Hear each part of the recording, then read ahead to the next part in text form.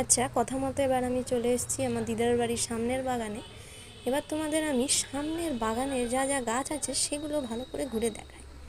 চলো, প্রথমেই তোমরা দেখতে পাচ্ছ এটা হচ্ছে বেসিক্যালি জুঁই ফুলেরই, এক প্রকার জুঁই ফুলেরই গাছ। আমার মনে হয় এটা ভগবান কৃষ্ণের পূজায় ব্যবহার করা হয়। দেখো ফুলগুলো তোমাদেরকে দেখাই, কি সুন্দর সাদা রঙের ফুলগুলো, জাস্ট দারুণ দেখতে। তারপরে এই দেখো, এটা হচ্ছে শিউলি ফুলের গাছ।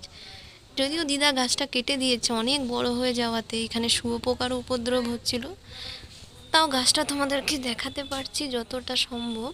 এই দেখো, তারপরে এখানে বাগানটা দিদা পরিষ্কার করে দিয়েছে, নইলে এর আগে এখানে অ্যালোভেরা গাছ পর্যন্ত ছিল, এছাড়াও আর অনেক গাছ ছিল।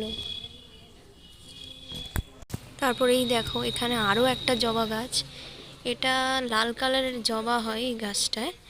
এই দেখো তোমাদেরকে দেখাই, একটা জবা ফুটেও আছে, তোমরা দেখতে পাচ্ছ। এই দিকেও দেখো তোমরা, আরও একটা জবা গাছ রয়েছে।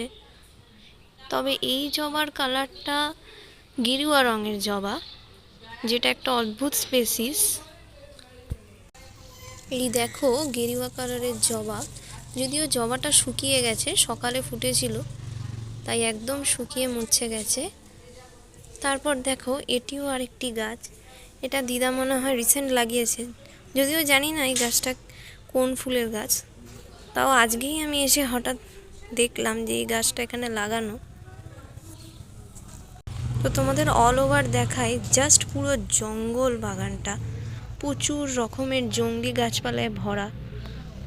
এই দেখো এই সাইডে যেমন জঙ্গল ঠিক তেমনই, যদিও এই সাইডটা একদম ফাঁকা, এদিকটা দিদা বাগান পরিষ্কার করিয়েছে, যার কারণে অ্যালোভেরা গাছ ছিল এখানে একটা, তারপর ওইখানটাতে একটা ডুমুর গাছ ছিল, এগুলো সব কাটিয়ে দিয়েছে। তো এই ছিল সামনের বাগানের ব্লগ।